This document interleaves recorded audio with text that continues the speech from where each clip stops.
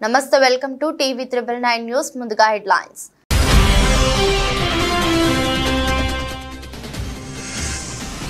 Dark days of emergency అంటూ ప్రధాని Modi tweet ఎమర్జెన్సీపై పోరాటం చేసిన వారికి నివాళులర్పించే రోజన్న Modi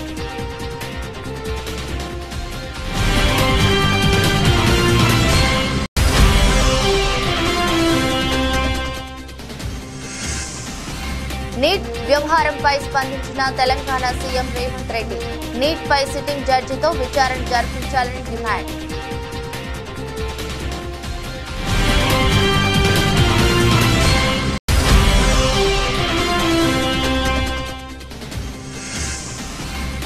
AP deputy CM Pawan Kalyan తో నిర్మాతల సమావేశం పవన్ తో సమావేశం ఉల్లాసంగా సాగిందన్న అల్లు అరవింద్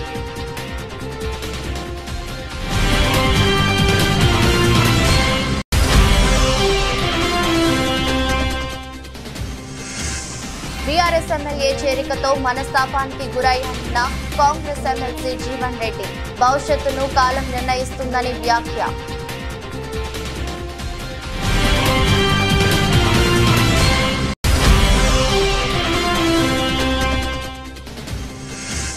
ఆస్ట్రేలియాను ఓడించి సగర్వంగా సెమీస్కు టీమిండియా ఆసీస్ ను 24 పరుగుల తేడాతో ఓడించిన టీమిండియా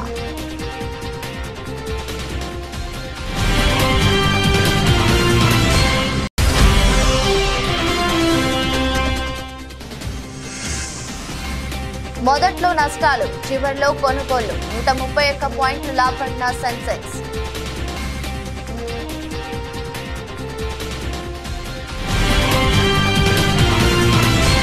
ఎమర్జెన్సీ రోజులు చీకటి రోజులని కాంగ్రెస్ తో విభేదించిన వారిని హింసించారు వేధించారని ప్రధాని నరేంద్ర మోదీ మంగళవారం ఎక్స్ వేదికగా ట్వీట్ చేశారు డార్క్ డేస్ ఆఫ్ ఎమర్జెన్సీ అని హ్యాష్-ట్యాగ్ తో ట్వీట్ చేశారు ఇందిరాగాంధీ హయాంలో 25 జూన్ 1975 నుంచి 21 మార్చి 1977 వరకు విధించిన అత్యయక స్థితిపై మోదీ మరోసారి స్పందించారు ఎమర్జెన్సీని వ్యతిరేకించి ఎదిరించిన వారందరికీ ఈ రోజు నివాళులర్పించే రోజు అని పేర్కొన్నారు ప్రజల ప్రాథమిక స్వేచ్ఛను అలాగే ప్రతి భారతీయుడు గౌరవించే రాజ్యాంగాన్ని కాంగ్రెస్ పార్టీ ఆ రోజు తుంగలో తొక్కిందని మండిపడ్డారు కాంగ్రెస్ పార్టీలో ఇప్పటికే ఎమర్జెన్సీ మనస్తత్వం సజీవంగా ఉందని విమర్శించారు అందుకే ప్రజలు వారిని తిరస్కరించారన్నారు ఎమర్జెన్సీ విధించిన వారికి రాజ్యాంగంపై తమ ప్రేమను చెప్పుకునే నైతిక హక్కు లేదన్నారు ఎమర్జెన్సీ విధించిన పార్టీయే లెక్కలేనన్ని సందర్భాల్లో ఆర్టికల్ 356ను విధించిందన్నారు పత్రికా స్వేచ్ఛను నాశనం చేయడానికి బిల్లును తీసుకువచ్చారన్నారు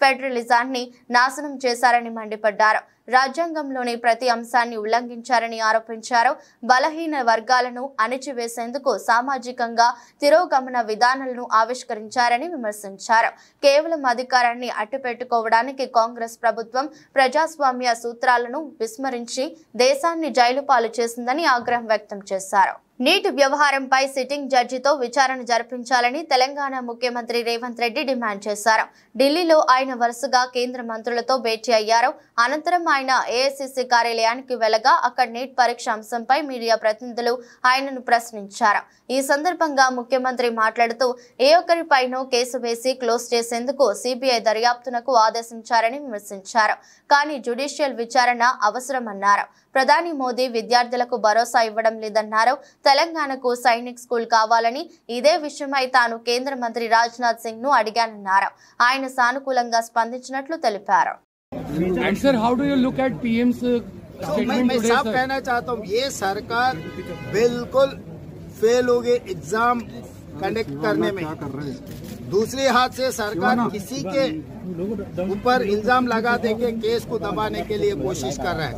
इसीलिए कांग्रेस पार्टी जो डिमांड किया सिटिंग जज को रखकर जो कार्रवाई करना है तो हम कांग्रेस के पार्टी तरफ से तेलंगाना मुख्यमंत्री के नाते हम लोग केंद्र सरकार को ये डिमांड कर रहा है ये सरकार के नाकामयाबी किसी के ऊपर इल्जाम रख के किसी को केस में रखने के केस जो क्लोज करने के लिए सीबीआई को देकर ये केस खत्म करने के लिए भरी करने के लिए जो कोशिश कर रहा है ये ठीक नहीं है ये कंप्लीट जुडिशियल इंक्वायरी होना चाहिए।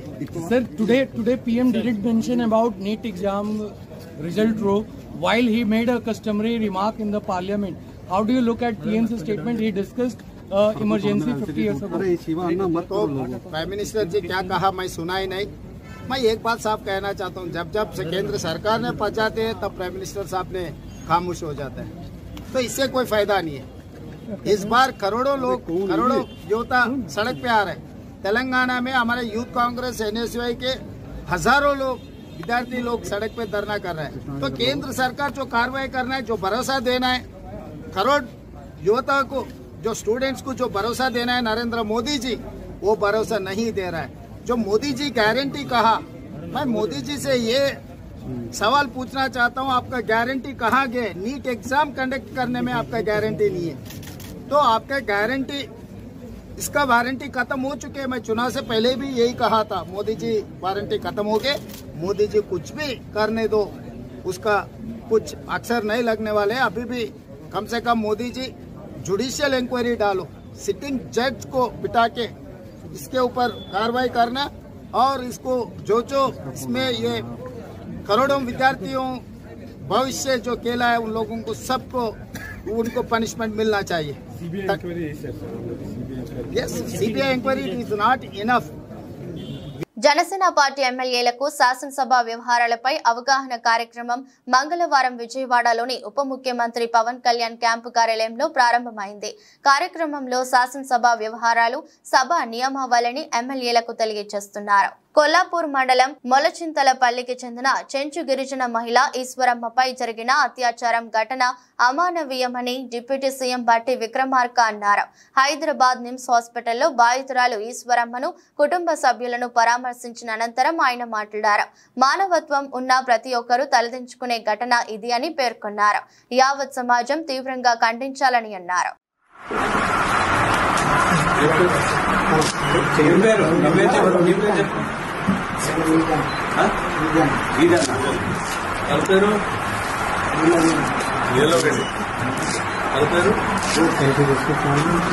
ఎట్లా ఉంది? పర్లేదు, తగ్గిందా? వాయి వచ్చింది కదా, వాయి తగ్గిందా? ఎన్నిసార్లు వచ్చింది వాయి?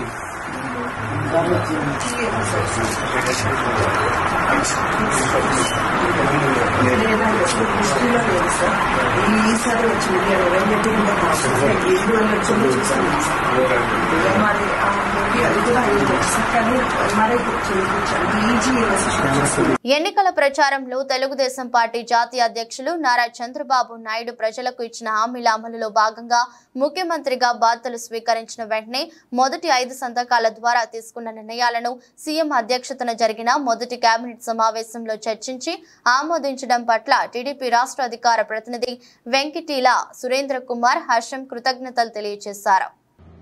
తెలుగుదేశం పార్టీ, జనసేన పార్టీ, భారతీయ జనతా పార్టీల కూటమి ప్రభుత్వం ఏర్పడిన తర్వాత ఈరోజు మొదటి కేబినెట్ సమావేశం విజయవంతంగా జరిగింది. ఈ సమావేశంలో గతంలో గౌరవ ముఖ్యమంత్రి శ్రీ నారా చంద్రబాబు నాయుడు గారు బాధ్యత స్వీకరించిన మొదటి రోజున మొదటి 5 సంతకాలు చేసినటువంటి నిర్ణయాలన్నింటినీ కూడా ఈరోజు కేబినెట్ మీటింగ్లో చర్చించి ఆమోదించడం జరిగింది. ఈరోజు కేబినెట్ సమావేశంలో ఆమోదించినటువంటి విషయాల మేరకు ఈ రాష్ట్రంలో మెగా టీఎస్ ద్వారా 16,347 మంది టీచర్ పోస్టులు భర్తీ చేయడానికి నిర్ణయం తీసుకోవడం జరిగింది. దీనివల్ల నిరుద్యోగ యువతకు మంచి ప్రయోజనం కలుగుతుంది. గత 5 సంవత్సరాల్లో ఒక డిఎస్సి కూడా జరగకుండా ఒకే ఒక టీచర్ పోస్టు కూడా భర్తీ చేయలేదు. అదేవిధంగా అన్నా క్యాంటీన్లు గత ప్రభుత్వ పాలనలో పేదల ఆకలి తీస్తున్నటువంటి అన్నా క్యాంటీన్లు మూసివేయడం జరిగింది. ఈరోజు కేబినెట్ ద్వారా తిరిగి రాష్ట్రంలో గతంలో అమలు ఉన్నటువంటి 183 అన్నా క్యాంటీన్లను ప్రారంభించడం జరుగుతుంది. మరి అన్నా క్యాంటీన్ ద్వారా 5 రూపాయలకే ఒక పూట పేదలకు, చిరుద్యోగులు కానీ నిరాశ్రులకు అంతా కూడా భోజన వసతి కల్పించడం జరుగుతుంది. మరి రానున్న రోజుల్లో మరో 20 క్యాంటీన్లు అదనంగా కూడా ఏర్పాటు చేయడం కూడా నిర్ణయం తీసుకోవడం జరిగింది. జగిత్యాల ఎమ్మెల్యే డాక్టర్ సంజయ్ కుమార్ చేరిక నేపథ్యంలో కాంగ్రెస్ పార్టీకి రాజీనామా చేయాలని యోచిస్తున్న ఎమ్మెల్సీ జీవన్ రెడ్డిని మంత్రి శ్రీధర్ బాబు బుజ్జగిస్తున్నారు. జగిత్యాలలోని సీనియర్ నేత నివాసానికి మంత్రి వెళ్లారు. అంతకుముందు పార్టీ నాయకులు అది శ్రీనివాస్ అడ్లూరి, లక్ష్మణ్ కుమార్ తదితరులు ఆయనతో చర్చ జరిపారు. ఆ తర్వాత శ్రీధర్ బాబు రంగంలోకి దిగారు. బుజ్జగింపుల నేపథ్యంలో కాంగ్రెస్ కార్యకర్తలు, జీవన్ రెడ్డి అనుచరులు పెద్ద ఎత్తున ఆయన నివాసానికి చేరుకున్నారు. తాను పార్టీ కోసం 40 ఏళ్లుగా చిత్తశుద్ధితో పనిచేశానని ఆయన శ్రీధర్ బాబుతో వాపోయారు. బీఆర్ఎస్ అధికారంలో ఉన్నప్పుడు కేసీఆర్, హరీష్ రావు, కేటీఆర్ వంటి నేతలు ఆహ్వానించినప్పటికీ తాను పార్టీని వీడలేదని తెలిపారు. తనకు పీసీసీ అధ్యక్ష పదవి విషయంలో అన్యాయం జరిగిందని, ఇప్పుడు అన్యాయమే జరిగిందని ఆవేదన వ్యక్తం చేశారని తెలుస్తోంది.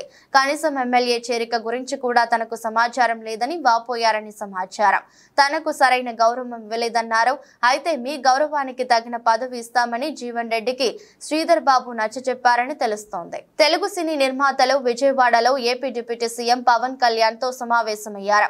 పవన్ క్యాంపు కార్యాలయంలో సమావేశం ముగిసిన అనంతరం సీనియర్ నిర్మాత అల్లు అరవింద్ మీడియాతో మాట్లాడుతూ ఉప ముఖ్యమంత్రి పవన్ కళ్యాణ్ తో సమావేశం ఉల్లాసంగా సాగిందని వెల్లడించారు.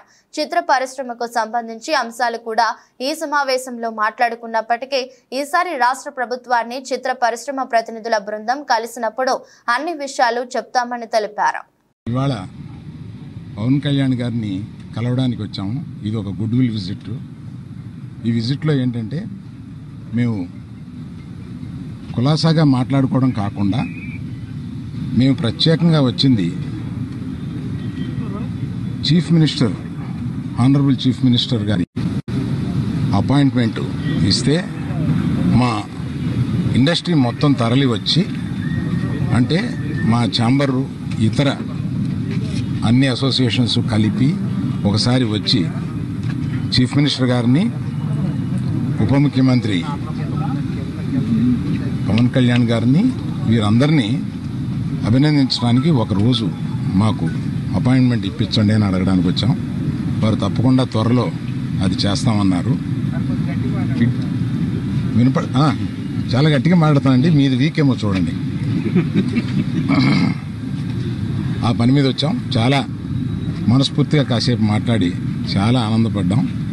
త్వరలో మళ్ళీ total representation of the film industry తోటి ఇక్కడికి వచ్చి వారిని అభినందించడానికి మళ్ళీ వస్తాం. Thank you very much.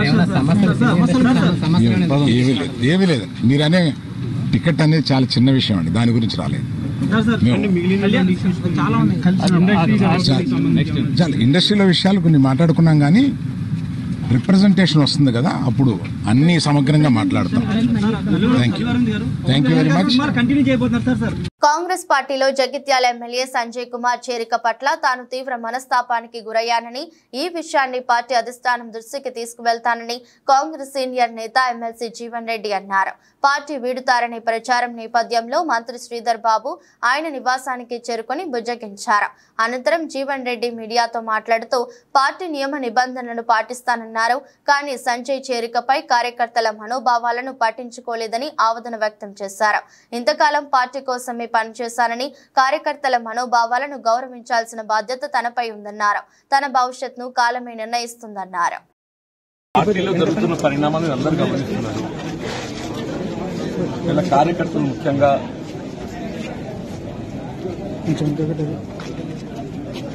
అంటే వాళ్ళు ఏ విధంగా మనస్తాపానికి గురైండ్రు, వాళ్ళు ఏ విధంగా బాధ వ్యక్తం చేస్తుండ్రు, కార్యకర్తలు ఏదైతుందో ఈ 2 ఎన్నికల్లో కూడా ఆశించిన ఫలితం పొందలేని పరిస్థితులు, కొంత వాళ్ళంతా బాధతో ఉన్నట్టు ఒక పరిస్థితులు. ఇవాళ మరి ఇక్కడ ఇంతకాలం ఏదైతుందో ఎవరితోనైతే పోరాటం చేసినామో మరి ఆ శాసనసభ్యుని ఏదైతుందో ఏకపక్షంగా పార్టీలో చేర్చుకోవడం పట్ల కార్యకర్తలందరూ కూడా వారి యొక్క బాధ, వాస్తవంగా పార్టీ బలోపేతం అనేది ప్రధానమని చెప్పారు. అటువంటి పార్టీ బలోపేతం కొరకు అగ్రనిచలు కృషి చేసి 4 దశాబ్దాల ఈ ప్రాంతం పార్టీ పటిష్టానికి పనిచేస్తుంది, ప్రజలకు అందుబాటులో ఉండి సమస్యల పరిష్కారానికి తోడ్పడుతున్న పరిస్థితులలో ఇవాళ సరే శాసనసభ్యుల సంఖ్యాబలం అనే భావనే కావచ్చు, ఆలోచన ఏదైనా కానీ ఏదైతుందో ఏకపక్షంగా నిర్ణయం తీసుకోవడంతో కార్యకర్తలు తట్టుకోలేకపోతున్నారు. వారి యొక్క మరి ఆలోచన సూచనలు దానికి అనుగుణంగా భవిష్యత్తు కార్యక్రమాన్ని నిర్ణయం తీసుకొని జరుగుతుంది. మరి భవిష్యత్తు కాలం నిర్ణయిస్తుంది. భవిష్యత్తు నిర్ణయం ఏదైతుందో కాలం నిర్ణయిస్తుంది, దానికి అనుగుణంగా ముందుకు పడుతుంది. అంటే ఇప్పుడు శ్రీధర్బాబుతో మీరు మాట్లాడారు కదా, మీరు అంటే ఆయన సమ్మతించారా? విద్వత్ సంతృప్తి అనేది కాదు, జరిగిన పరిణామాలపై ఏదైతుందో చర్చించడం జరిగింది. జరిగిన పరిణామాలపై చర్చించడం జరిగింది. కానీ శాసనసభ్యులు అనేది సంఖ్యాపరంగా మరి ప్రభుత్వానికి అండగా ఉండాలనే ఒక భావనతోని మరి ఇతర పార్టీలకు చెందినటువంటి ఒక శాసనసభ్యులు పార్టీలు చేసుకోవాలని చెప్పని తలంచవచ్చు. కానీ ఆ చేరిక అనేది ఆ ప్రాంత కార్యకర్తల యొక్క మనోభావాలను కూడా గౌరవించాల్సినటువంటి బాధ్యత పార్టీపై ఉంటుందని. ట్రాఫిక్ నియంత్రణపై NSS నేషనల్ స్టూడెంట్ సర్వీస్ వాలంటీర్లకు శిక్షణ మొదలు పెడుతున్నట్లు డీజీపీ రవిగుప్తా హైదరాబాద్ బషీర్బాగ్ లో తెలిపారు. వివిధ కాలేజీలకు చెందిన వాలంటీర్లకు బ్యాచ్ల వారీగా పోలీసులు శిక్షణ ఇవ్వనున్నట్లు ఆయన వెల్లడించారు. మొదటి బ్యాచ్ లో 100 మంది వాలంటీర్లకు శిక్షణ ఇస్తున్నట్లు వివరించారు. శిక్షణ అనంతరం ట్రాఫిక్ క్రమబద్ధీకరణలో వాలంటీర్లు భాగస్వామ్యం కానున్నారు. This is one thing which we have to be very careful about, and we have to follow the rules and regulations. Whether we are drivers, whether we are pedestrians, whether we are just walking on the road for whatever purpose, it affects all of us. We know that millions of people are affected. Either it may be injury or it may be death because of road accidents worldwide. And of course, we contribute a major part of that. As Vishwanath was saying, we contribute about 11% of that. It's a pretty high number. Traffic regulation relates to the rules and regulations, the guidelines which govern the movement of traffic, the movement of civilians on the road. All of you at some point or the other, you must have experienced problems or faced problems because of traffic snarls, traffic congestions and things like that. Imagine your relative, somebody needs to reach a hospital urgently, he's in an ambulance, but because of traffic congestion, traffic jam, the ambulance is not able to make its way to the hospital in time. It can happen to any one of us. It can happen to me, it can happen to you. So if no one is safe, so we have to be involved, and we have to be involved as a community in regulation of traffic. Here, I would just like to relate, like to mention in Siddipet జిల్లాలో మత్తు పదార్థాల నిర్మూలనే లక్ష్యంగా జిల్లా police శాఖ పనిచేస్తుందని, ప్రభుత్వం నిషేధించిన గంజాయి, గుట్కా, మరే ఇతర మత్తు పదార్థాల గురించి జిల్లా పోలీస్ కమిషనర్ అనురాధ ఆదేశాల మేరకు బెజ్జంకి మండలం కేంద్రం, గుండారం, బెజ్జంకి క్రాసింగ్లలో, పాన్ షాపులు, కిరాణా దుకాణంలలో మత్తు పదార్థాలను గుర్తించే పోలీసు జాగిలాలతో ఆకస్మిక తనిఖీలు నిర్వహించారు. ఈ సందర్భంగా బెజ్జంకి ఎస్ఐ జె కృష్ణారెడ్డి మాట్లాడుతూ, గుట్కా ప్యాకెట్లు, గంజాయి, ఇతరత్ర మత్తు పదార్థాలు కలిగి ఉన్న విక్రయించిన చట్ట ప్రకారం చర్యలు తీసుకుంటామని తెలిపారు. బెజ్జంకి పోలీస్ స్టేషన్ పరిధిలో ఎవరైనా వ్యక్తుల వద్ద పాన్ షాపులలో విక్రయిస్తున్నారని తెలిస్తే 100కు డయల్ చేసి సమాచారం అందించాలని ఆయన కోరారు. ఈ కార్యక్రమంలో Bejjanki head constable Kanakaiah, constable Santosh Reddy, Jogu Srinivas పాల్గొన్నారు.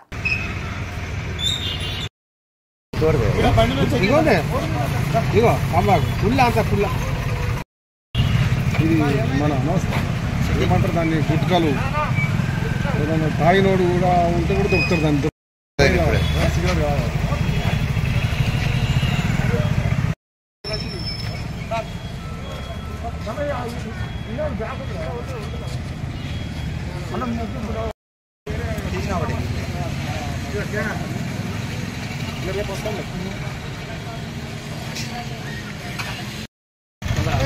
అందుకని ఫోటో తీసుకున్నారు లేదన్న డాన్స్. రామాయంపేట మున్సిపల్ కార్యాలయంలో మున్సిపల్ సాధారణ సమావేశం మున్సిపల్ కమిషనర్ దేవేందర్ ఆధ్వర్యంలో మున్సిపల్ చైర్మన్ పల్లె జితేందర్ గౌడ్ అధ్యక్షతన నిర్వహించారు. సమావేశంలో రామాయంపేట పట్టణ అభివృద్ధి కోసం ప్రణాళికను తయారు చేశారు. అనంతరం ఏర్పాటు చేసిన మీడియా సమావేశంలో మున్సిపల్ కమిషనర్ ఎం దేవేందర్ మాట్లాడుతూ పట్టణ అభివృద్ధి పనుల కోసం ఆమోదించడం జరిగిందని, అత్యవసర విభాగం కింద సీజనల్ వ్యాధులు ప్రబలకుండా దోమల నివారణ కోసం పిచికారీ, ఫాంగింగ్, బ్లీచింగ్ తో పాటు త్రాగునీటి సమస్య, వీధి దీపాలు మరమ్మతులు, 15 ఆర్థిక సంఘం నిధుల నుండి మున్సిపల్ పట్టణంలోని ప్రతి వార్డుకు 10 లక్షల రూపాయలు చొప్పున పని అభివృద్ధి పనులకు తీర్మానించడం జరిగిందని ఆయన అన్నారు. ఈ కార్యక్రమంలో మున్సిపల్ చైర్మన్ పల్లె జితేందర్ గౌడ్, వైస్ చైర్మన్ పుట్టి విజయలక్ష్మి, యాదగిరి కమిషనర్ దేవేందర్ తో పాటు మున్సిపల్ సిబ్బంది పాల్గొన్నారు. ఈరోజు మంత్రి మీటింగ్ జరపబడ్డది. అందులో కూడా గౌరవమైన చైర్పర్సన్ గారు, వైస్ చైర్పర్సన్ మరియు వార్డ్ కౌన్సిలర్స్ మరియు మా యొక్క సిబ్బంది అందరూ పాల్గొన్నారు. ఇందులోపల ఏదైతే ఎమర్జెన్సీ వర్క్స్ కింద అడ్మినిస్ట్రేషన్ శాంక్షన్స్ తీసుకోవడం పడ్డది. ఏదైతే మెయింటెనెన్స్ అంటే water supply, sanitation, street lights, అదేవిధంగా ప్రతి వార్డుకు ఒక 10 లక్షల చొప్పున ఏదైతే పట్టణం ప్రగతికి సీసీ రోడ్స్ కానీ డ్రైన్స్ కానీ అవికి మంజూరు చేయడం అనేది ఇదే తీర్మానించడమే. హుజూరాబాద్ నియోజకవర్గంలో ఎమ్మెల్యే కౌశిక్ రెడ్డి, హుజూరాబాద్ కాంగ్రెస్ ఇన్ఛార్జి ప్రణవ్ నడుమ మాటలు చిలికి గాలివానగా మారాయి. సవాళ్లు ప్రతి సవాళ్లకు దారి తీయడంతో ఇవాళ చేల్పూర్ హనుమాన్ ఆలయంలో ఇద్దరు లీడర్లు సవాలుకు సై అన్నారు.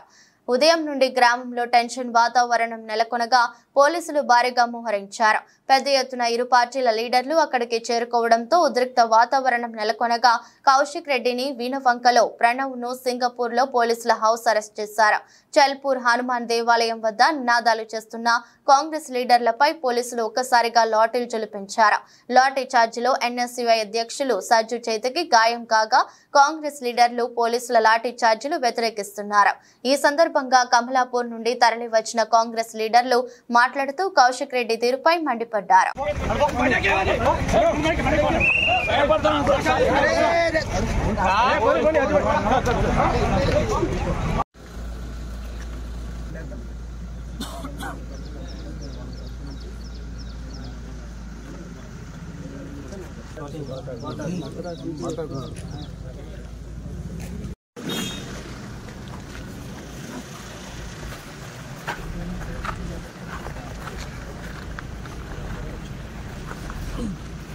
తమ న్యాయమైన సమస్యలను పరిష్కరించాలని డిమాండ్ చేస్తూ జూనియర్ డాక్టర్లు నిరవధిక సమ్మె చేపట్టారు.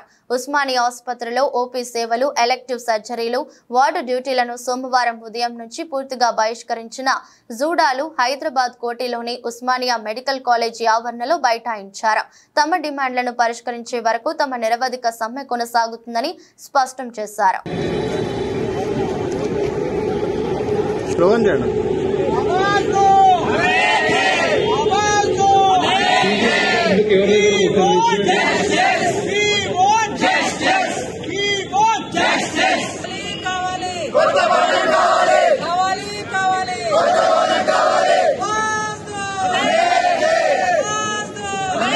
సమస్యలు వెంటనే ఈ ఛానల్ వెంటనే వెంటనే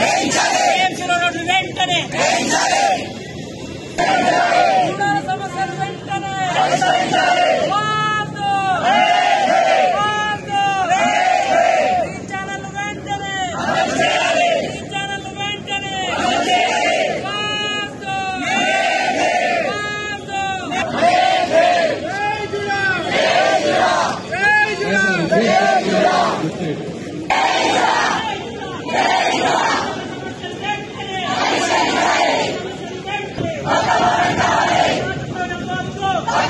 Basta!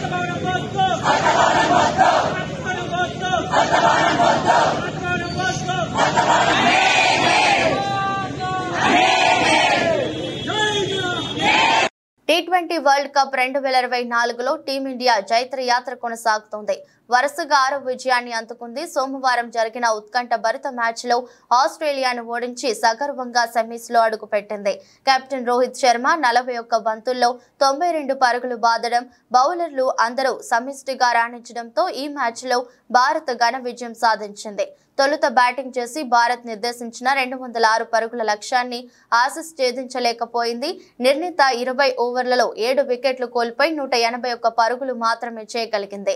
దీంతో భారత్ 24 పరుగుల తేడాతో జయకేతనం ఎగురవేసింది. గ్రూప్ 1 నుంచి సెమీఫైనల్స్ కు అర్హత సాధించిన టీమిండియా ఇంగ్లాండ్తో తలపడనుంది. జూన్ 27న గయానాలోని ప్రొవిడెన్స్ స్టేడియంలో 2వ సెమీఫైనల్ పోరులో ఈ రెండు జట్లు తలపడనున్నాయి. కాగా 2022 T20 వరల్డ్ కప్ లో కూడా సెమీఫైనల్లో ఈ రెండు జట్లు తలపడ్డాయి. అయితే ఆ మ్యాచ్ లో భారత్ ను ఓడించి ఫైనల్ కు వెళ్లిన ఇంగ్లీష్ జట్టు టైటిల్ ను కూడా కైవసం చేసుకుంది. కాగా గ్రూప్ 1 నుంచి మరో సెమీఫైనల్ బర్త్ కోసం ఆస్ట్రేలియా, ఆఫ్ఘనిస్తాన్ జట్ల మధ్య పోటీ నెలకొంది. బంగ్లాదేశ్ పై గెలిస్తే ఆఫ్ఘనిస్తాన్ నేరుగా సెమీస్ చేరుకుంటుంది. ఒకవేళ ఓడిపోతే నెట్ రన్ రేట్ ఆధారంగా ఆసీస్, ఆఫ్ఘాన్ జట్లతో ఒకటి సెమీస్ చేరుకుంటుంది. అర్హత సాధించిన జట్టు దక్షిణాఫ్రికాను ఢీకొట్టాల్సి ఉంటుంది. దేశీయ సూచీలో ఈ వారాన్ని లాభాలతో ప్రారంభించాయి. రోజంతా తీవ్ర ఒడిదుడుకులు ఎదుర్కొన్న సూచీలకు చివర్లో కొనుగోళ్ల మద్దతు లభించింది. దీంతో నష్టాల నుంచి లాభాల బాట పట్టాయి.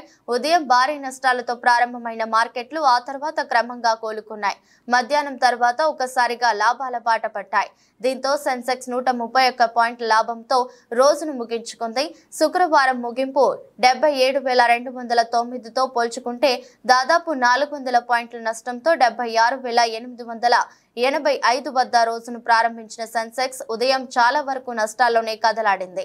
ఒక దశలో 500 పాయింట్లు కోల్పోయి 76,745 వద్ద ఇంట్రాడే కనిష్టానికి చేరింది. అయితే చివర్లో కొనుగోళ్ల మద్దతు లభించడంతో ఇంట్రాడే కనిష్టం నుంచి ఒక దశలో ఏకంగా 700 పాయింట్లు ఎగబాకింది. చివరకు 131 పాయింట్ల లాభంతో 77,341 వద్ద రోజును ముగించింది. ఇక నిఫ్టీ 365 పాయింట్ల లాభంతో 23,537 వద్ద స్థిరపడింది. సెన్సెక్స్ లో ఆస్ట్రాన్ limited, Cummins, Godrej, properties, info edge షేర్లు లాభపడ్డాయి. Container corporation, SAIL, RBL bank, Sun TV network షేర్లు నష్టాలను మూటగట్టుకున్నాయి. నిఫ్టీ మిడ్ క్యాప్ ఇండెక్స్ 147 పాయింట్లు లాభపడింది. బ్యాంక్ నిఫ్టీ 42 పాయింట్లు లాభపడింది. డాలర్తో పోలిస్తే రూపాయి మారకం విలువ 83.46గా ఉంది. వార్తను ముగించే ముందు మరోసారి హెడ్లైన్స్.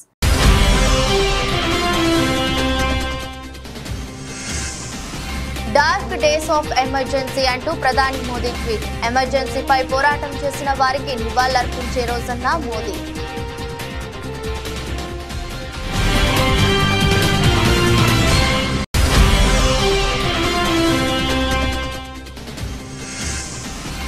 నీట్ వ్యవహారంపై స్పందించిన తెలంగాణ సీఎం రేవంత్ రెడ్డి. నీట్ పై సిట్టింగ్ జడ్జితో విచారణ జరిపించాలని డిమాండ్.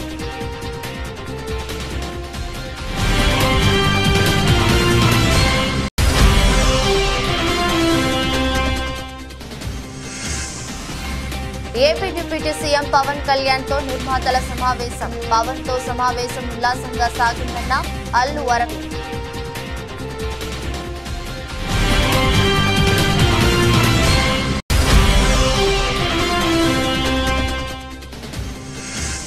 బీఆర్ఎస్ ఎమ్మెల్యే చేరికతో మనస్తాపానికి గురయ్యారన్న కాంగ్రెస్ ఎమ్మెల్సీ జీవన్ రెడ్డి.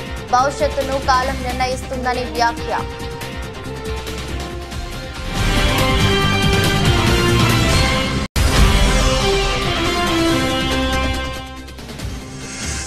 ఆస్ట్రేలియాను ఓడించి సగర్వంగా సెమీస్ కు టీమిండియా. ఆసీస్ ను 24 పరుగుల తేడాతో ఓడించిన టీమిండియా.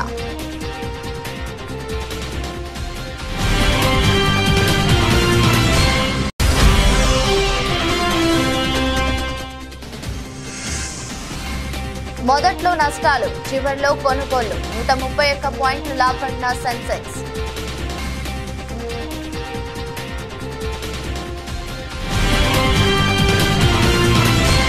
ఇది రోజు బులెటిన్. మరో బులెటిన్ లో మళ్ళీ కలుద్దాం. అంతవరకు సెలవు. నమస్కారం.